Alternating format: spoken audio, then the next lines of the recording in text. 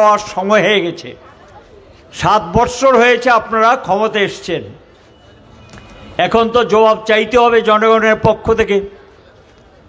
প্রথম যেটা হলো নাগরিক পরিষেবা। 7 বৎসরে আপনারা নাগরিক পরিষেবা হিসেবে মানুষকে কি উপহার দিয়েছেন? মিউনিসিপ্যালিটি ট্যাক্স বাড়িয়েছেন, ফি বাড়িয়েছেন, যত রকম ট্যাক্স আছে সবগুলোকে বৃদ্ধি করে দিয়েছেন নাগরিক পরিষেবা বৃদ্ধি করবেন বলে। ফি বাড়িয়েছেন, ট্যাক্স বাড়িয়েছেন, আদায় বাড়িয়েছেন, বুকে থাবা দিয়ে বলছেন অনেক বেশি সংগ্রহ করছি। ভালো কথা, তাহলে সেই সংগ্রহের বিনিময়ে নাগরিকরা তো পরিষেবাটা দাবি করতে পারে, পরিষেবাটা চাই।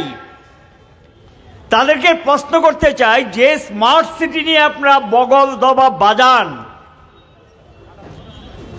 স্মার্ট সিটিতে কি ছিল জনগণের সামনে সেটা আমরা তুলে ধরতে চাই। এটা ছিল 3000 কোটি টাকা প্রজেক্ট। প্রথম দফায় 1000 কোটি টাকা, 500 কোটি দেবে রাজ্য, 500 কোটি দেবে কেন্দ্র। আমরা প্রতিবাদ করেছি না 90-10, 90% কেন্দ্র, 10% রাজ্য দিতে হবে। বাকি যে 2000 কোটি টাকা সেটা দেবে ওয়ার্ল্ড ব্যাংক এবং এডিবি, এশিয়ান ডেভেলপমেন্ট ব্যাংক। এই ছিল প্রজেক্টের মধ্যে কি ছিল? মুখ্য বিষয় যেটা ছিল কাঁচা ড্রেনগুলো পাকা ড্রেনে রূপান্তরিত করা, যেগুলিকে সম্ভব সেগুলিকে কভার ড্রেনে রূপান্তরিত করা, যাতে জল নিষ্কাশনী ব্যবস্থাটাকে শক্তিশালী করা যায়। অগ্রাধিকারের মধ্যে কি ছিল? সারাটা শহর ঘুরে দেখুন তো, মানুষের হাঁটার কোনো রাস্তা আছে? নেই। অগ্রাধিকারের মধ্যে ছিল যে মানুষ যাতে হাঁটা চলা করতে পারে, ফুটপাথগুলোকে ব্যারিকেড করে দিয়ে এটাকে এমন পর্যায়ে নিয়ে যাও যাতে এটা মানুষের হাঁটা চলার জন্য ব্যবহৃত হবে। এই প্রজেক্টের মধ্যে ধরা ছিল। এই প্রজেক্টের মধ্যে ধরা ছিল আমাদের যে মূল দুটো ড্রেন, একটা আখাউড়া, একটা কাল্লাপানিয়া, এই দুটো ড্রেনের পরিষ্কার পরিচ্ছন্ন রাখার ব্যবস্থা করা, আর কতগুলো পাম্প মেশিন বসিয়ে জল নিষ্কাশনী ব্যবস্থাটাকে শক্তিশালী করা। কয়েকটা বসিয়েছেন, বাকিগুলো বসেনি এখনো। এটার মধ্যেই ছিল বাংলাদেশের পাশে, সেখানে বাংলাদেশ থেকে আপত্তি ছিল যে আপনাদের ময়লা জল যাচ্ছে, এটাকে ট্রিটমেন্ট করে বাংলাদেশে দিতে হবে। আমরা বলেছি দেব, আপনাদের এখান থেকে যে জলটা যায় তার যে মুখটা এটা সরু হয়ে গেছে, জল ঠিকমতো যাচ্ছে না, বৃষ্টি হলে জল জমে যায়। এই দুটো পথকে ক্লিয়ার করার জন্য আপনাদের সহযোগিতা চাই। আর এখান থেকে যে ময়লা জলটা যায় সেটাকে আমরা নিষ্কাশনী কিভাবে করা যায় এবং সেটাকে কিভাবে এটাকে পরিচ্ছন্ন করা যায় তার জন্য ট্রিটমেন্ট প্ল্যান করার চিন্তা ভাবনা ছিল। এটাও এখানে স্মার্ট সিটির অন্তর্ভুক্ত। স্মার্ট সিটিতে ছিল, আলোচনা হয়েছিল, তার আগেও প্রজেক্ট পাঠিয়েছিলাম আমরা। এই যে আগরতলা শহরটা 17 কিলোমিটার বাঁধ, এই বাঁধের মধ্যে আছে 1349টা পরিবার। তখনকার কথা আমি বলছি, আমরা সার্ভে করেছিলাম। এই বাঁধটা এখন থ্রেটেন্ড হয়ে গেছে, যে কোনো সময় বাঁধ ভেঙে যেতে পারে। বাঁধটাকে উঁচু করতে হবে বন্যার হাত থেকে, মধ্যাঞ্চল মানে আগরতলা শহর মধ্যটাকে রক্ষা করার জন্য। তার জন্য একটা প্রজেক্ট গিয়েছিল। এটাকে এখান থেকে 1300 পরিবারকে তুলে নিয়ে তাদেরকে জায়গা করে দেওয়া। আপনাদের মনে আছে কিনা 7টা বৎসরে কিছু করেছেন? রাধানগরে আমরা দিয়েছি 192 পরিবার, যাদেরকে তোলা হয়েছে তাদেরকে স্থান করে দিয়েছি। একটা পয়সা দেয়নি, দেওয়ার কথা ছিল 10% টাকা, বলেছে দেব, 1 পয়সা দেয়নি বামফ্রন্ট সরকারকে। ওই বিধানসভা ভবনের সামনে আমরা সেখানে 256টা পরিবারকে পুনর্বাসন দিয়েছি। জিবি হাসপাতালের জায়গা যারা দখল করেছিল, জিবি এলাকা যারা দখল করেছিল, পুনর্বাসন করেছি আমরা, দিয়েছি তাদেরকে 4 তলা বিল্ডিং করে। এইখানে শ্মশানে যাওয়ার পথে বাঁধটা দখল করা ছিল, রাস্তাটা প্রশস্ত করতে হবে। এটা বড় শ্মশান, শ্মশানটাকে আমরা উন্নত করেছি এবং তখন আমরা বলেছি যে এখানে এই রাস্তাটাকে প্রশস্ত করার জন্য যারা উচ্ছেদ হবে 192টা পরিবারকে আমরা জয়নগরে 4 তলা আবাসন করে তাদেরকে জায়গা করে দিয়েছি থাকার জন্য। আমি এই সরকারটাকে প্রশ্ন করছি, 7 বৎসরে একটা আবাসন আপনারা তৈরি করেছেন? দেখাতে পারবেন? এই 1350টা পরিবারকে কিভাবে আবাসন দেওয়া যায়? প্রকল্পের মধ্যে ছিল এটা, যেটা লাইট হাউস বলছে, এর জন্য এই জায়গা আমরা বের করিনি। জায়গাটা তখন বের করা হয়েছিল আখাউড়া চেকপোস্টের কাছে। এখানে মাল্টি স্টোরিড বিল্ডিং করে তাদেরকে জায়গা করে দেওয়া হবে। আখাউড়া খাল, তারপরে আরেকটা খাল আছে কাটা খাল, যেটাকে আমরা বলি চন্দ্রপুর থেকে যেটা গেল, কাটা খালের পাশে অনেকগুলো দেখবেন যে দ্বীপের মতো হয়ে গেছে, সেখানে বাড়ি ঘরে করে বসে আছে। আমরা চিন্তা করেছিলাম তাদেরকে তুলে নিয়ে এখানে বসাবো এবং এটাকে, এই যে কাটা খালটাকে, এটাকে আর একটু ডিপ করে এটাকে পাকা করে তোলার জন্য প্রজেক্টের মধ্যে ছিল ধরা, এটাকে উন্নত করার জন্য প্রজেক্টের মধ্যে ধরা ছিল। কাজটা হয়েছে? শুরু করেছেন? করেননি? এগুলো জানতে চাই, কারণ 7 বছর হয়ে গেছে, বলতে হবে তো এগুলো। স্মার্ট সিটিতে ছিল 18টা আগরতলা শহরের জলাশয় জবরদখল হয়েছে, নোংরা হয়েছে। যাতে জলটা, বৃষ্টির জল ধরে রাখা যায়, এই জলাশয়গুলোকে মুক্ত করতে হবে। এগুলোকে হাঁটার মতো চারদিকে দেওয়াল বেঁধে এবং সেখানে মানুষের হাঁটার মতো ব্যবস্থা করে দিয়ে পরিষ্কার পরিচ্ছন্ন করতে হবে, যেটা আমরা ডিম সাগরে করেছি, যেটা আমরা জিবি যাওয়ার পথে যেটা কুমারীটিতে হয়েছে, এবং এরকম বই আপনার দেখবেন যে বনওয়ালিপুরে হয়েছে, মেলার মাঠে হয়েছে, অনেকগুলো আমরা করেছি। এরকম 18টা নতুন জলাশয় প্রজেক্টের মধ্যে ধরা ছিল। আমার চোখে শুধু পড়েছে খেজুরি বাগান, যেটা এটা তারা করেছে 18টার মধ্যে। বাকি 1-2টা ধরেছে কিনা আমার জানা নেই। তাহলে জলটা, যেটা বৃষ্টির জলটা, একটা রিজার্ভার থাকতে হবে তো। রিজার্ভার ছাড়া জলটা যাবে কোন দিক দিয়ে? কাজে এই রাস্তার উপর দিয়ে যাও, যেখানে রাস্তায় জল জমে যায় সামান্য বৃষ্টিতে। তো এটার জন্য অনেক কথাবার্তা হয়েছে। আমি বলছি না যে কালকে একেবারে জলমুক্ত হয়ে যাবে, এটা সম্ভব না, কিন্তু জলটাকে কত তাড়াতাড়ি নিষ্কাশন করা যায় সেই ব্যবস্থা তো করতে হবে। এক নাগারে বৃষ্টি হলে সব শহরে কম বেশি জল জমে, কিন্তু নিষ্কাশনী ব্যবস্থাটাকে তো শক্তিশালী করতে হবে। কয়টা কাজ হয়েছে এখানে? নাগেরজোলা নর্থ ইস্ট কাউন্সিলের টাকা, কাজটা প্রায় শেষ হওয়ার পথে ছিল। আমি জানি না এই কাজ এখনো শেষ করতে পেরেছেন কিনা। এখানে ছিল আপনার আইএসবিটি চন্দ্রপুর, জায়গা আমরা অ্যাকোয়ার করে নতুন একটা স্ট্যান্ড করেছি, যাতে এই পার্কিংয়ের জায়গা নেই, আগরতলা শহরে গাড়িগুলো পার্ক করা যায়। কি করেছে জানেন? গিয়ে দেখে আসুন, সর্বনাশ করে দিয়েছে। এটার ভিতরে নিয়ে একটা সিএনজি স্টেশন ঢুকিয়ে দিয়েছে। এটা আমাদের কাছে এসেছিল আমাদের গভর্নমেন্টের সময়। আমি সিএনজি যারা করে তাদেরকে বলেছিলাম যে নো, আপনাদের যদি করতে হয় পেট্রোল পাম্পে নিয়ে সিএনজি স্টেশন করুন, এখানে কেন সিএনজি স্টেশনের জায়গা দেওয়া হবে? গাড়িগুলো পার্ক করা জায়গা, কোনো বাস টার্মিনাস নেই, এই টার্মিনাসটা নষ্ট করতে দেওয়া যায়? আমরা দিইনি। ওরা গভর্নমেন্টে এসে এখানে বিরাট জায়গা মুক্ত করে দিয়ে এখানে একটা সিএনজি স্টেশন ঢুকিয়ে দিয়েছে। কিসের বিনিময়ে তারাই বলতে পারবে।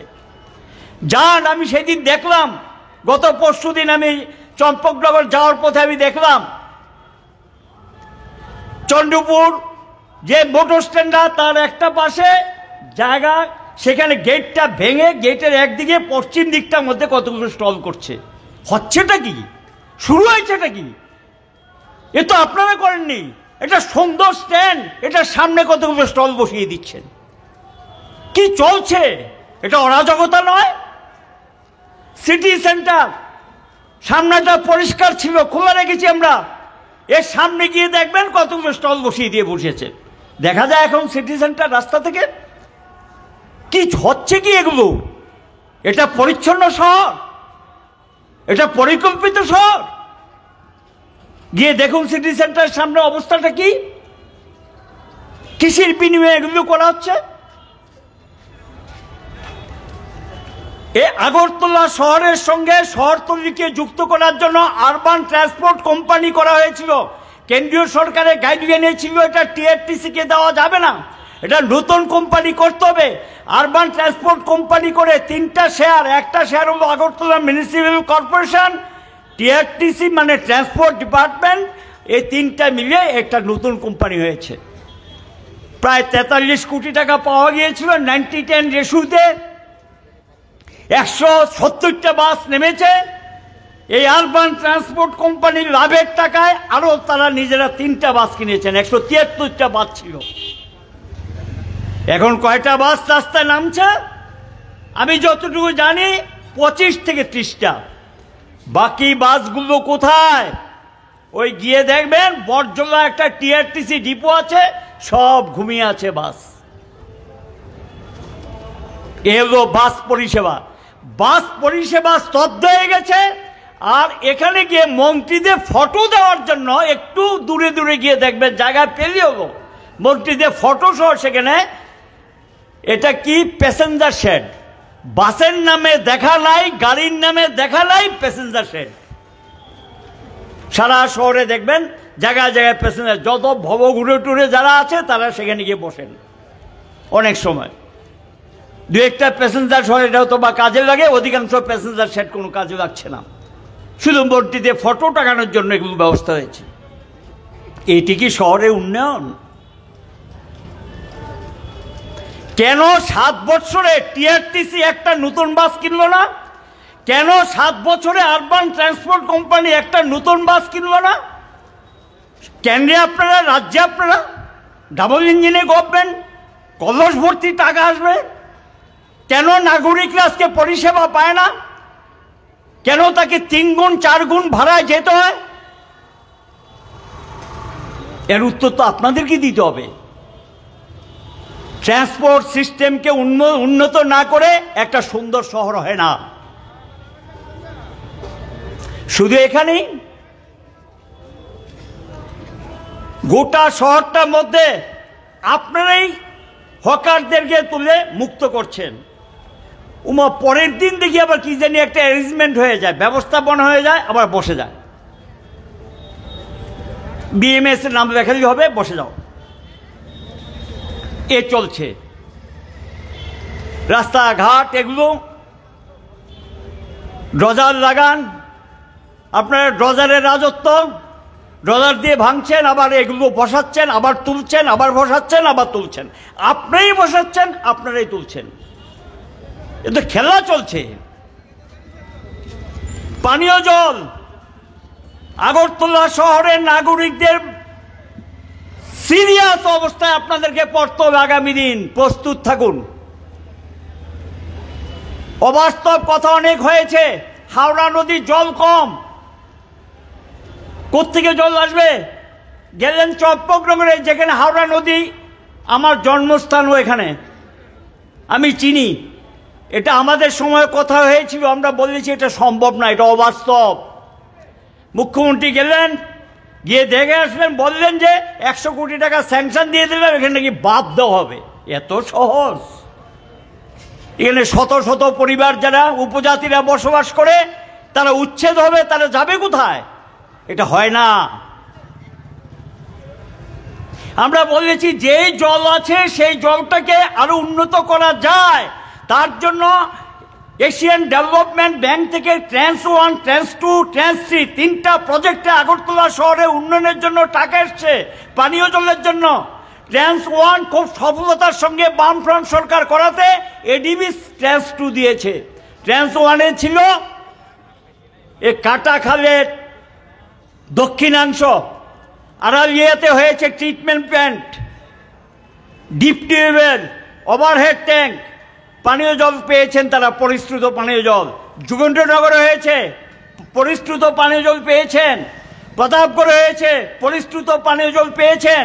ওই সময় এই ট্রান্স ওয়ানের মধ্যে আরেকটা ছিল, আমি জানি না, এটা এখনো শুনলাম চালু হয়নি, 7 বছর হয়েছে, এটা প্রায় কাজ সমাপ্ত হতে ছিল, সেটা বাদারঘাটে। আরেকটা ছিল এটার মধ্যেই ধরা রামপুর, যেটা রামনগর এলাকায় পানীয় জল দেবেন, বর্ডারের এলাকায়। এই কাজ শুরু হয়েছিল, এখনও শুনলাম শেষ করতে এরা চালু করতে পারেননি। আরেকটা ছিল প্রগতি স্কুলের কাছে, সেটা চালু হয়েছে কিছুদিন আগে। আবার ট্রান্স সিটি ছিল এই আগরতলা শহরে, মাটি না খুঁড়ে মাটির নিচে দিয়ে পাইপলাইনগুলো, পুরনো পাইপগুলো জং ধরে গেছে, জল যায় না, সরবরাহ বিঘ্নিত হচ্ছে। এটা মাটি না খুঁড়ে পাইপটাকে ঢুকিয়ে দেওয়া, এটা ছিল ট্রান্স 3, 1, 2, 3, এই তিনটাতে ছিল 249 কোটি টাকা। এই কাজ কেন এখনো শেষ হলো না? নতুন কোনো টাকা কেন স্যাংশন আসেনি? এটাই জবাব চাই। এটার মধ্যেই ধরা ছিল আপনাদের কলেজটিরা যেখান থেকে পরিশ্রুত পানীয় জল আসে, ট্রিটমেন্ট ও হাওড়া নদীর জল, এটাকে এক্সপান্ড করা, ডাবল করা, তার ক্ষমতা বাড়ানো। এটার মধ্যেই ধরা ছিল এই হাওড়া নদীর জল যেখানে বটতলা থেকে নিয়ে এটাকে নিষ্কাশন করা হয় এবং সেটাকে পরিশ্রুত করা হয়, তার যে ট্রিটমেন্ট বরদলিতে এটাকে আর একটু বড় করা, এই টাকার মধ্যেই ধরা ছিল। হয়েছে কিনা আমার জানা নেই, আমি খবর নিয়ে দেখেছি হয়নি। তো এই শহরটাতে মাল্টি স্টোরিড বিল্ডিং হচ্ছে, জনসংখ্যা আমার মনে হয় এখন আগরতলা শহরে পুরো এলাকার জনসংখ্যা 7 লক্ষর কম হবে না। এই 7 লক্ষ লোকের পানীয় জলের অবস্থাটা আগামী দিন কি দাঁড়াবে? এখন আপনি ডিপ টিউবওয়েল বসাচ্ছেন, এখন আপনি কোনো একটা টিউবওয়েল বসিয়ে পাম্প দিয়ে জল তুলছেন, কিন্তু মাটির নিচে জলের স্তরটা যখন নেমে যাবে কি দাঁড়াবে অবস্থা শহরের? তার জন্য কোনো পরিকল্পনা আছে? আমরা একবার ভেবেছিলাম, ভারত সরকারকে বলেছি বোম্বে শহরের জন্য 300 কিলোমিটার দূর থেকে পাইপলাইনে জল আসে, গুজরাটে আসে, ভারতবর্ষ অধিকাংশ রাজ্যে 200-300 কিলোমিটার দূর থেকে পাইপলাইনে জল নিয়ে আসে, এসে সেটাকে ট্রিটমেন্ট করে তারপর সরবরাহ করা হয়। আমরা বলেছিলাম ভেবে দেখো, গোমতী থেকে আগরতলা, গোমতীতে জল আছে প্রচুর, এখান থেকে জলটা আনা গেলে এই জলটাকে ট্রিটমেন্ট করে আগরতলা শহরে সরবরাহ করা সম্ভব, এটাকে ট্রিটমেন্ট করে। তার জন্য প্রজেক্ট তৈরি করতে হবে, পাঠাতে হবে। আমরা বলেছিলাম ভারত সরকারকে বিষয়টা পরীক্ষা নিরীক্ষা করে দেখার জন্য। পানীয় জল ছাড়া মানুষ বাঁচবে? একটার পর একটা মাল্টি স্টোরিড বিল্ডিং হচ্ছে, জনসংখ্যা বাড়ছে, কি হবে তার নিষ্কাশনী ব্যবস্থা, কি হবে তার পানীয় জলের ব্যবস্থা, এগুলো তো ভাবার বিষয়। শহরের ইলেকট্রিসিটি, বিদ্যুৎ একটা মাত্র ছিল বনমীপুর সাবস্টেশন, আমরা এটাকে বাড়িয়ে এখানে করা হয়েছে একটা, এই নেতাজি ইন্ডোর স্টেডিয়াম যেটা আছে তার সঙ্গে আর একটা সাবস্টেশন, প্রগতি স্কুলে একটা করা হয়েছে, ওইদিকে বাদারঘাটে একটা করা হয়েছে, যাতে বিদ্যুৎ সরবরাহটা নিশ্চিত রাখা যায়। তো নতুন প্রজেক্ট কোথায়? আন্ডারগ্রাউন্ড এই খুঁটিগুলো তুলে মাটির নিচে দিয়ে আন্ডারগ্রাউন্ড কেবল লাইন করা, করে তারপর সেখানে নিশ্চিত বিদ্যুৎ সরবরাহ ব্যবস্থা করা, এগুলো প্রজেক্টের মধ্যে। এটা স্মার্ট সিটি ছিল না, কিন্তু স্টেট গভর্নমেন্ট বলেছে 78 কোটি টাকা দিয়ে কাজটা তোমরা শুরু করো। আমি জানি না এই কাজ কতটুকু হয়েছে, আপনারা বলতে পারবেন, যাতে নিশ্চিত বিদ্যুৎ সরবরাহ ব্যবস্থা চালু করা যায়। ওয়ার্ল্ড ব্যাংক টাকা দিয়েছে গোটা ত্রিপুরার যে বিদ্যুৎ ব্যবস্থাকে উন্নত করার জন্য, 1376 কোটি টাকা প্রজেক্ট। তারা আমাদেরকে শর্ত চাপিয়ে দেওয়ার চেষ্টা করেছিল, স্মার্ট মিটার বসাতে হবে, আমরা আপত্তি করেছিলাম, কথা কাটাকাটি হয়েছে, শেষ পর্যন্ত বলেছি আমরা এক্সপেরিমেন্ট হিসাবে 50,000 মিটার বসাবো পরীক্ষামূলক। এখন তো এটা সিদ্ধান্ত হয়ে গেছে। স্মার্ট মিটার শুনতে ভালো, কাজও ভালো, টাকাও ভালো দেবেন, প্রশ্নটা এখানে না। আগামী দিন বিপদ আসছে। বিপদটা কি? এই বিশ্ব ব্যাংকের প্রজেক্ট, এই বিশ্ব ব্যাংক এখন বলছে এই স্মার্ট মিটারটা একটু কনফিউশন তৈরি হয়েছে। কেন কনফিউশন? একটা স্মার্ট মিটার, আগে যে মিটারটা আপনার বাড়িতে ছিল এটার দাম ছিল 1400 টাকা, ম্যাক্সিমাম 1800 টাকা। এই টাকা দিয়ে আপনি এটা লাগালেন, এটা খারাপ হওয়ার পর তারাই সেটাকে রিপ্লেস করবে। কিন্তু নতুন আইন বলছে না, স্মার্ট মিটার একটা দাম, ভারত সরকার এই স্মার্ট মিটারকে কনভার্ট করার জন্য 3 লক্ষ কোটি টাকা এট এ টাইম স্যাংশন দিয়েছেন। এই পুরনো মিটারগুলোকে চেঞ্জ করে স্মার্ট মিটার করো। বরাতটা কে পেয়েছে জানেন? বরাত, এই স্মার্ট মিটার তৈরি কারখানা বরাত আদানি আম্বানি, তাদের বন্ধু। কি ব্যাপার সেবার এগুলো তারাই বলতে পারবে। আদানি তো তাদের লোক, তাদের বন্ধু।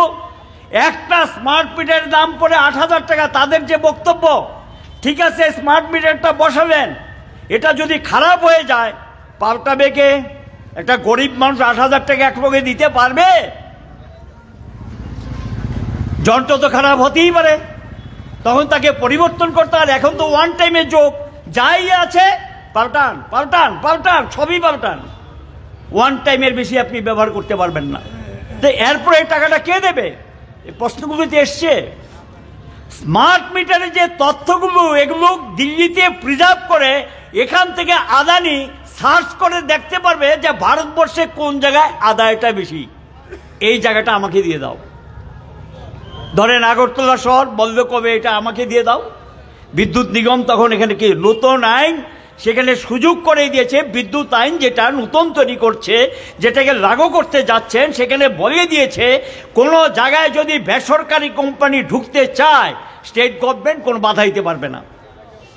এখন ধরুন আদানি আম্বানি টাটারা এখন ভারতবর্ষে বহাল তবিয়তে ব্যবসা করছেন, প্রায় 50% দখল করে নিয়েছেন।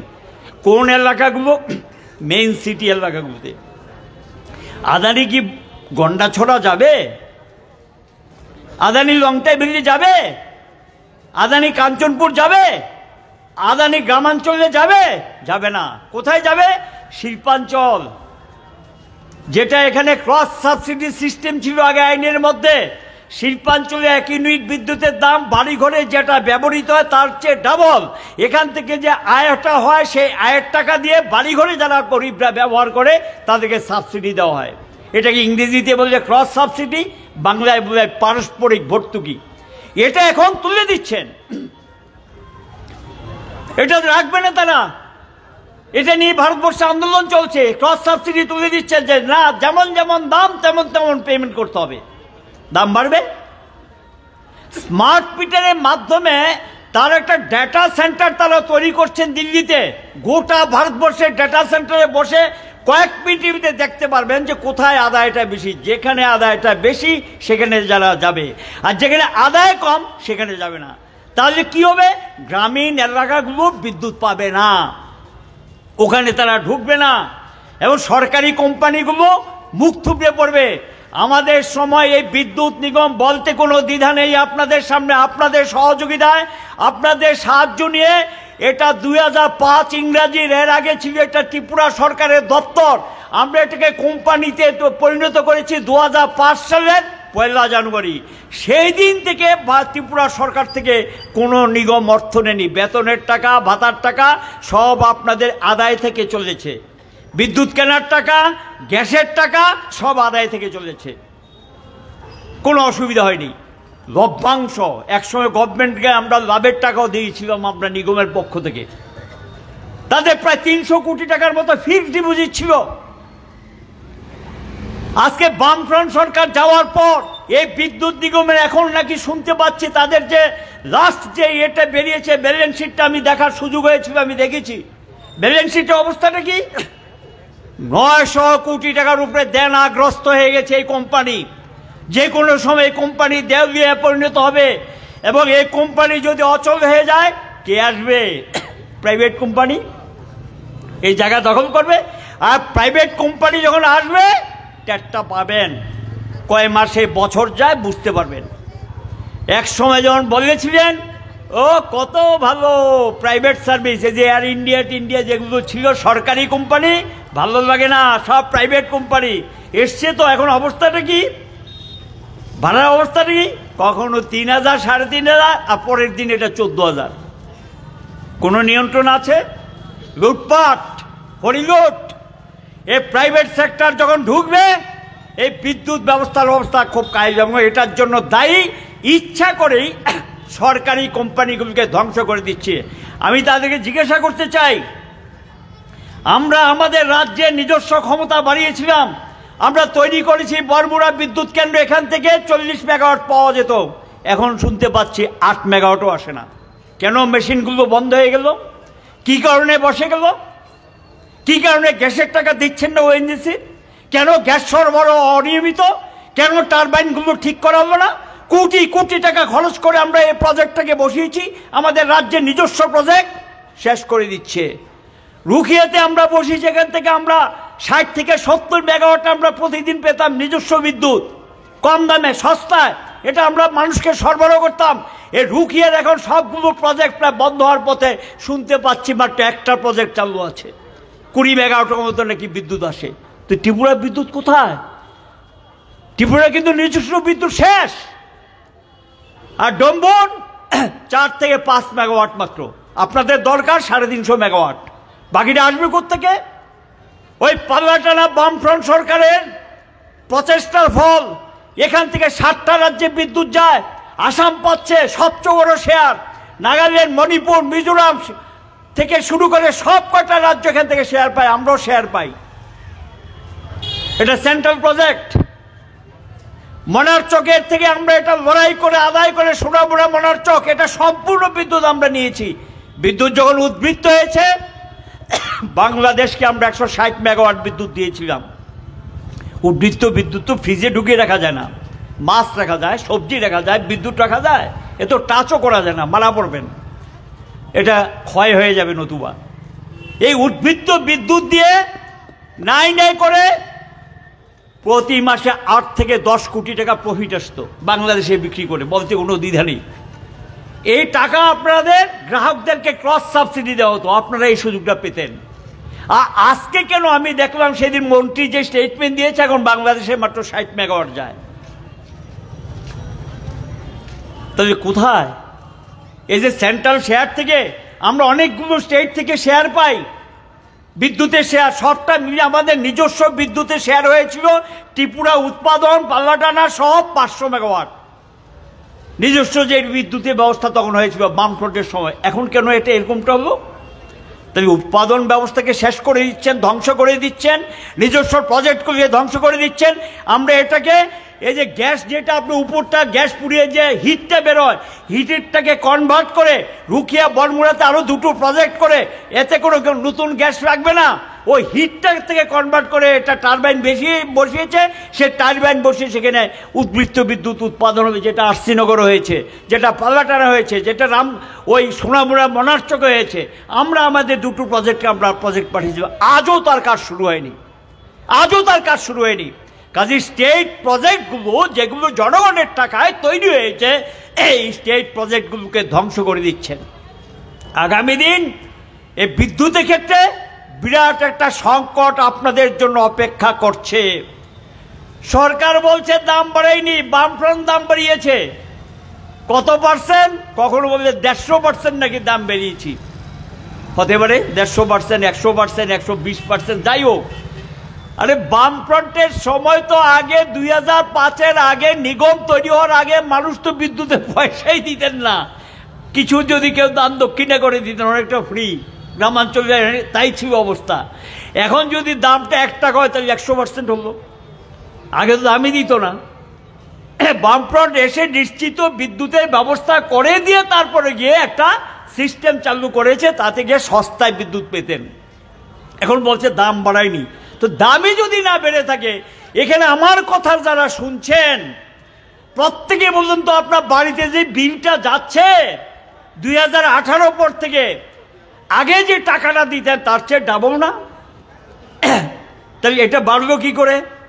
অন্য কায়দায়, অন্য কায়দায়। এটাকে বিদ্যুতে কতগুলো সিস্টেম আছে, অনেক রকম কায়দা কানুন আছে। মিটার রেন্ট বাড়িয়ে দিয়েছেন, ফিক্সড চার্জ বাড়িয়ে দিয়েছেন, স্ল্যাবটাকে কমিয়ে দিয়েছেন, স্ল্যাব 1, স্ল্যাব 2, স্ল্যাব 3, স্ল্যাব 4, 4টা স্ল্যাব আছে।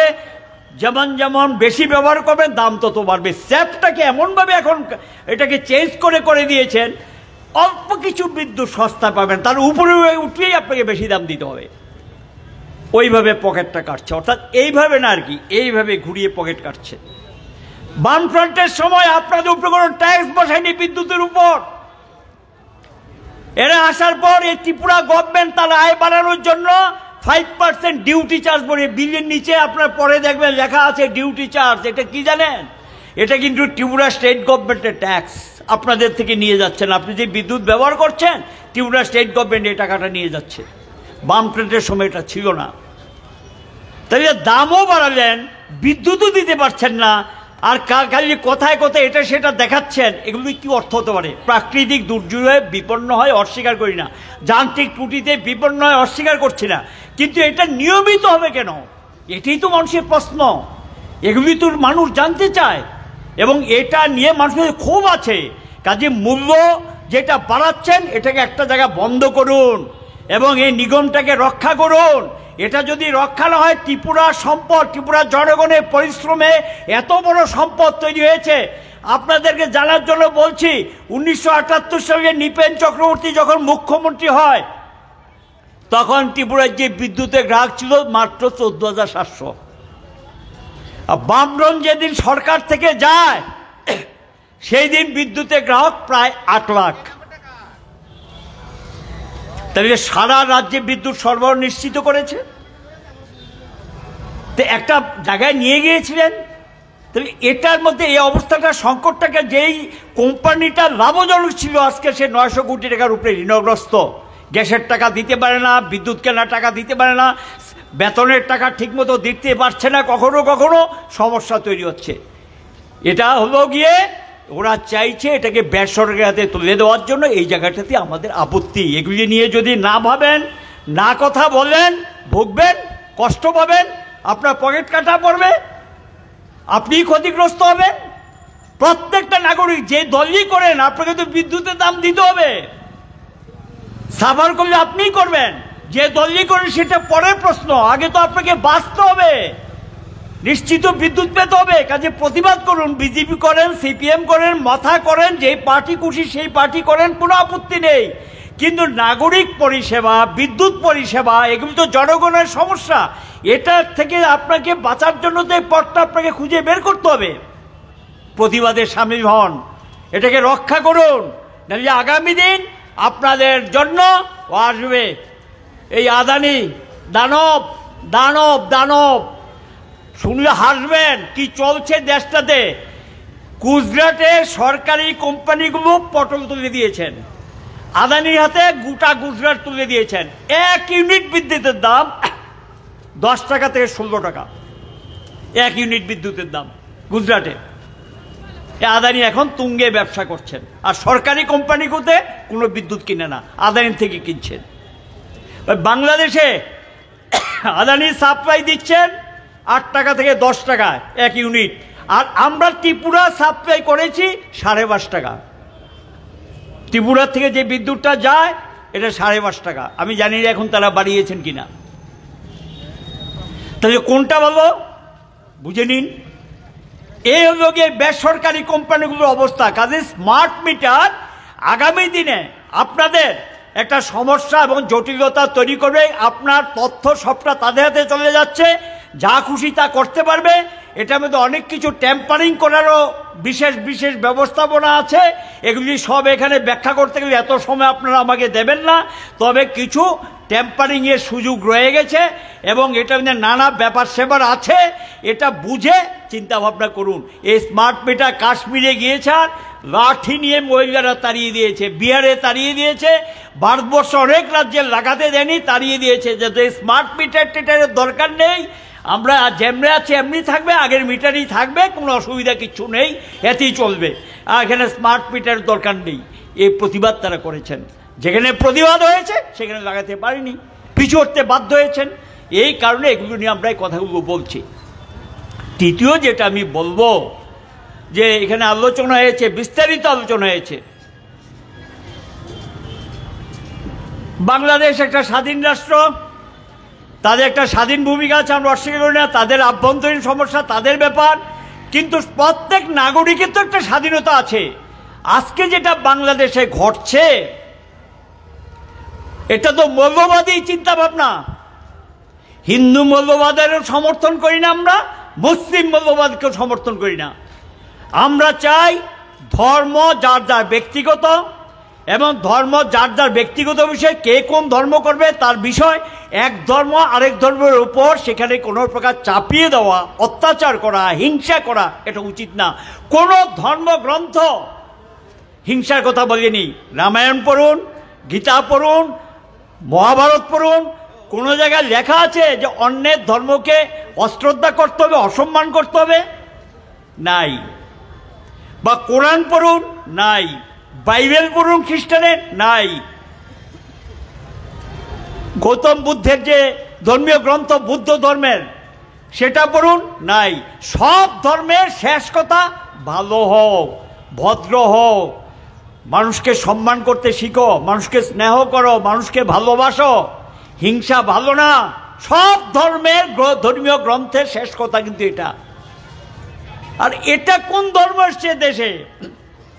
এই মন্দির ভাঙো, মসজিদ ভাঙো, গির্জা ভাঙো, এটা ধর্ম না। এটা ধর্মের নামে রাজনীতি, ধর্মের নামে দারিদ্রতার বিরুদ্ধে আপনি ঐক্যবদ্ধ হয়ে চাইছেন দারিদ্রতা থেকে মুক্তি, আপনি কাজ চাইছেন, আপনি খাদ্য চাইছেন, আপনি শিক্ষা চাইছেন, আপনি স্বাস্থ্য পরিষেবা চাইছেন, আপনি উন্নত মানের রাস্তা চাইছেন, আপনার পরিষেবা দাবি করছেন, এবং যেহেতু ট্যাক্স দিচ্ছেন আপনি পরিষেবা দাবি করাটা আপনার অধিকার, এটা অন্যায় না।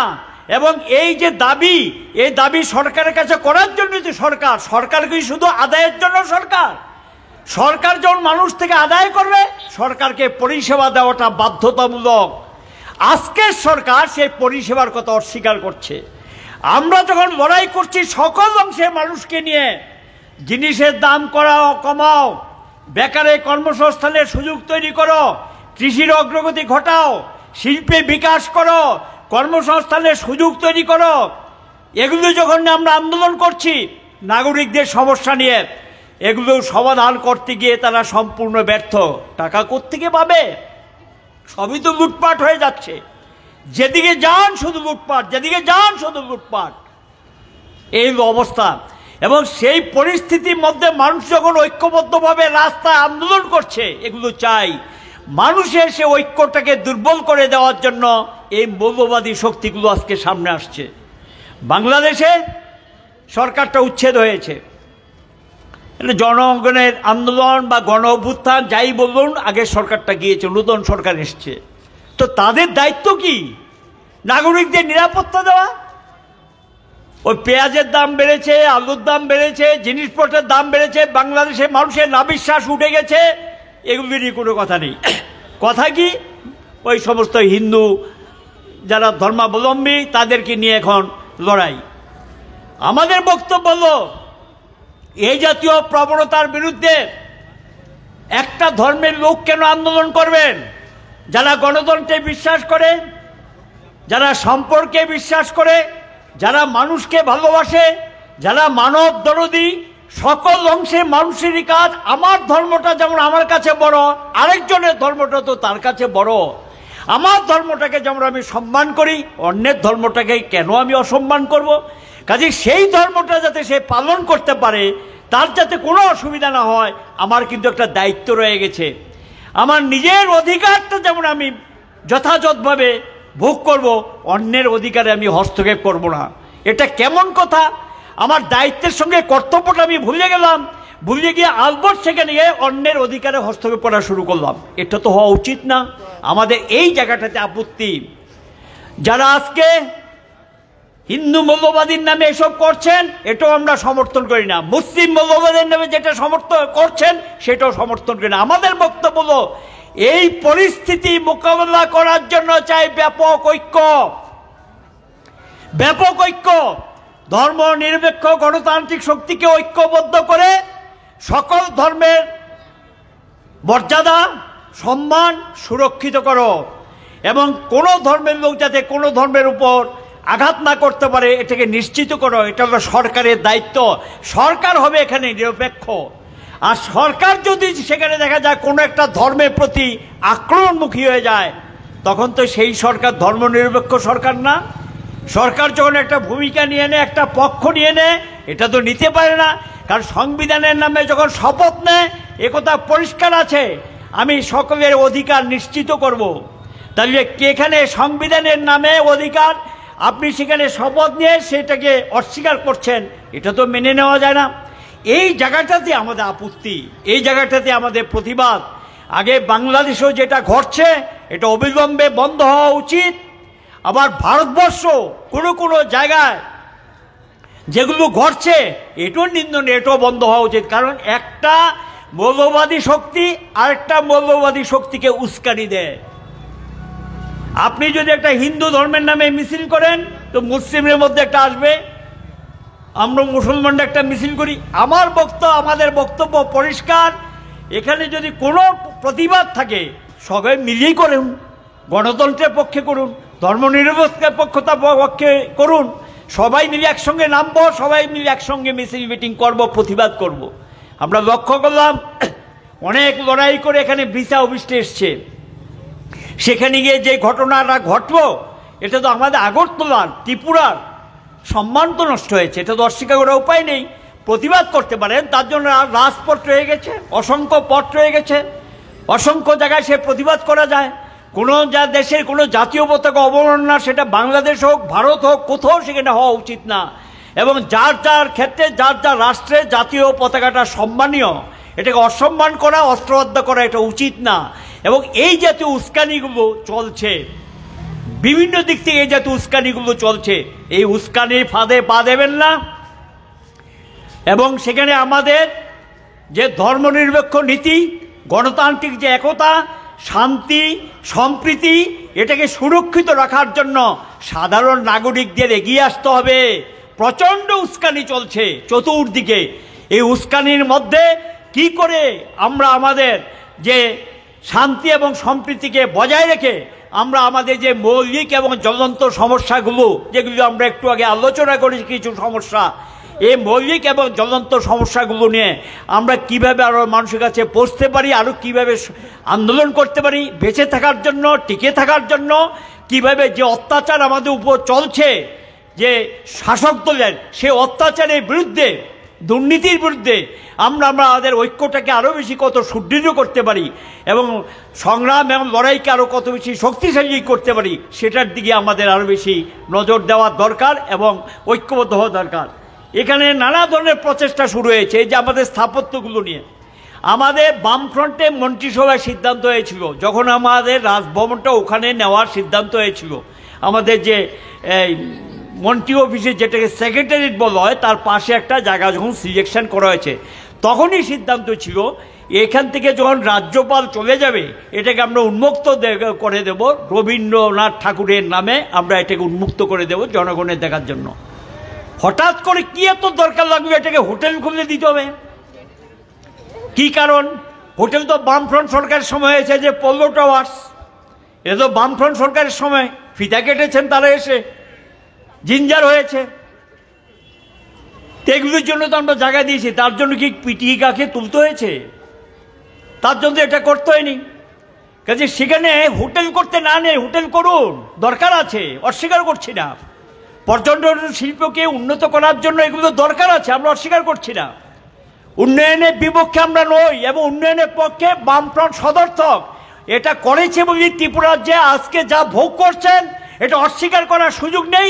এটা বামফ্রন্ট এবং ত্রিপুরার যে জনগণের অবদান, এবং এটা স্বাভাবিক কারণেই উন্নয়নের বিপক্ষে আমরা। এটাকে আবার বললে যে উন্নয়ন বিরোধী। কাজে পর্যটন শিল্পের বিকাশ ঘটুক আমরা চাই, কিন্তু তার জন্য এমন কিছু করবেন না কারো ভাবাবেগে আঘাত করে, বা কোনো আমাদের যে ঐতিহ্যগুলো নষ্ট হয়, স্থাপত্যগুলো নষ্ট হয়, সমস্যা তৈরি হয়, ভুল বুঝাবুঝি তৈরি হয়, এমন কিছু সিদ্ধান্তে যাওয়া উচিত না। এগুলো সিদ্ধান্ত নেওয়ার আগে মানুষের যারা যুক্তিসম্পন্ন লোক, যারা বিষয়গুলি নিয়ে গবেষণা করে, ভাবেন, চিন্তা করেন, তাদের সঙ্গে একটু পরামর্শ করা, আলোচনা করা, সরকারের নেওয়ার সিদ্ধান্ত নেওয়ার ক্ষমতা আছে, অস্বীকার করছি না। কিন্তু একটা সিদ্ধান্ত নেওয়ার আগে জনগণের সঙ্গে যদি একটু মতামত আদান প্রদান করা হয়, এটা অপরাধে কি আছে? ভালো মতামত যদি মানুষের থাকে, ভালো পরামর্শ যদি থাকে, এটা গ্রহণ করতে তো কোনো অসুবিধা কিচ্ছু নেই, কিচ্ছুই করবে না। হঠাৎ করে এই ধরনের একটা সিদ্ধান্ত নিতে গেলেন, এটা একটা ভুল বুঝাবুঝি তৈরি করছেন। আমরা সরকারকে বলবো, এই জাতীয় সিদ্ধান্ত যদি নিয়ে থাকেন, যদিও মুখ্যমন্ত্রী বলেছেন নিয়েছেন বা স্বীকার করেননি, আমরা বলবো এটা ভাবুন, চিন্তা করুন, পুনর্বিবেচনা করুন, এবং পুনর্বিবেচনা করে ত্রিপুরার যে স্থাপত্য সেটাকে রক্ষা করার জন্য, ঐক্যটাকে রক্ষা করার জন্য আমাদের চিন্তাভাবনা এগিয়ে আসতে হবে। এবং এটাকে কেন্দ্র করে কোনো একটা জাতিগোষ্ঠী এককভাবে আন্দোলন করে সেটা আমাদের বক্তব্য না। আমরা চাইব সকলে মিলে এটা প্রতিবাদ করা দরকার আছে। রাজ্যটা আমাদের, দেশটা আমাদের, কাজে এই দেশের ঐক্য, উন্নয়ন, সংহতি সবটা রক্ষার দায়িত্ব আমাদের।